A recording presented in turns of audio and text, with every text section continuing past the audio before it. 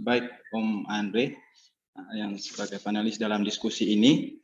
Jadi saya sedikit menangkap poinnya bahwa memang program legislasi yang selama ini dibuat oleh DPR yang memang terlihat bahwa cenderungnya DPR itu menargetkan RUU yang begitu banyak di dalam tahun sidang dan juga masa sidang tahunan begitu. Tetapi soal pencapaiannya, jadi pencapaiannya belum begitu maksimal dan juga cenderung menurun gitu. Dan juga yang kedua soal Undang-Undang Omnibus Law yang memang di awal proses pembuatannya juga pro dan kontra di tengah masyarakat dan juga kita sebagai mahasiswa waktu itu menolak dengan kehadiran Undang-Undang Cipta Kerja ini, tetapi itu tadi jadi masih tetap diloloskan dan juga saat penomoran juga undang-undang itu banyak LSM yang mengajukan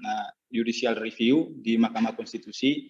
Makanya seperti yang disampaikan oleh panelis tadi bahwa sudah diputuskan oleh MK bahwa undang-undang itu inkonstitusional, bersyarat begitu. Jadi ini yang menjadi pertanyaan buat kita. Jadi kok kenapa begitu? Itu yang kedua. Yang ketiga soal undang-undang IKN yang memang tidak terlalu transparan soal pembahasannya dan juga soal naga akademisnya gitu yang dikritikin oleh berbagai LSM sampai sekarang ini. Jadi teman-teman semua yang ada di dalam Zoom meeting bahwa di hadapan kita ini ada 8 narasumber dalam diskusi ini. Jadi sekedar pemberitahuan bahwa kita sebagai penyelenggara diskusi Ikatan Pemuda Pemerhati Parlemen mengundang semua teman-teman OKP yang tergabung di dalam Cipayung Plus DKI Jakarta. Jadi kita semua kemarin itu kita mengundang semua teman-teman OKP kemarin. Akan tetapi yang sempat hadir, yang sudah komunikasi dengan kita yang bersedia hadir pada kesempatan ini ada 8 OKP. Jadi tema diskusi pada kesempatan ini, tren DPR menabrak prosedur pembentukan undang-undang, bagaimana tanggapan mahasiswa? OKP Jakarta Barat yang sekarang lagi di kampung, katanya lagi cari jaringan yang bagus ini Ketua. Baik, siap. Silakan waktu dan kesempatannya. Bung Edmond. Oke, baik. Assalamualaikum warahmatullahi wabarakatuh. Shalom, Om Swastiastu, Namo Buddhaya. Selamat sore dan salam kebajikan untuk kita semua.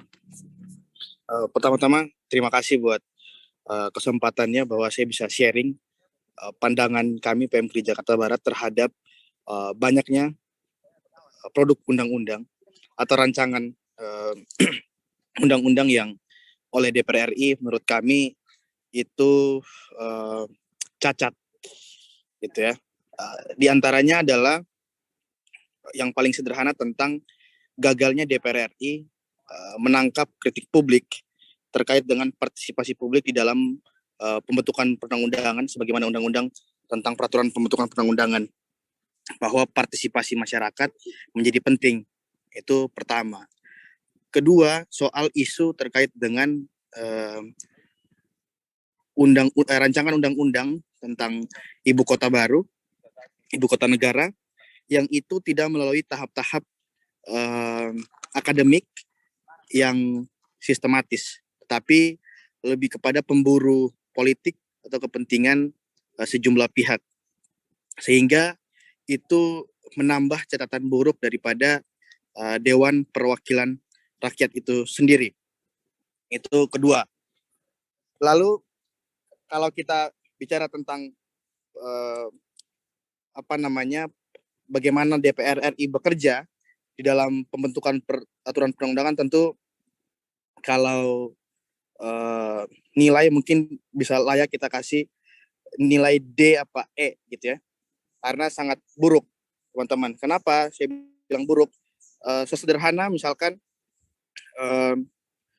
rancangan undang-undang tadi IKN, kemudian Cipta Kerja yang dia masih dibantah oleh MK sebagaimana tadi abang siapa yang tadi disampaikan dalam pemaparan materi bahwa MK memandang bahwa Undang-Undang Cipta Kerja itu inkonstitusional, tetapi masih terus peraturan pelaksanaan di bawah dia buat terus. Nah, itu kan menandakan bahwa sebenarnya DPR ini kan keranjang apa ya, seperti sebuah keranjang pembohongan publik. Kenapa? Karena tidak ada partisipasi publik di sana yang terakomodir secara baik.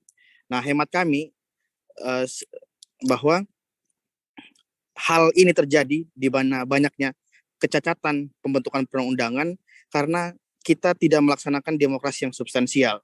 Jadi partai politik atau orang-orang di dalam DPR RI sibuk membangun satu peternakan politik sehingga hanya fokus pada tadi kepentingan oligarki seperti itu. Dan juga bahwa Presiden Republik Indonesia gagal menyelenggarakan check and balance yang imbang antara legislatif dan juga eksekutif, di mana eksekutif sepertinya tinggal pesan aturan itu seperti pesanan yang tinggal dipesan oleh eksekutif, disahkan oleh legislatif tanpa adanya satu ukuran bagaimana makanan itu dimasak atau apakah makanan itu menjadi kebutuhan rakyat Indonesia atau tidak. Nah, itu menurut kami salah satu dalang dari hancurnya sejumlah kecacatan pembentukan peraturan perundang-undangan yang dilakukan oleh DPR RI. Nah, kegagalan itu semua tadi kami mau kasih muara itu pada presiden threshold. Jadi partai besar menganggap bahwa dia bisa mengontrol semuanya, kemudian dia butuh dukungan partai kecil yang termasuk peserta pemilu dan mereka saling join.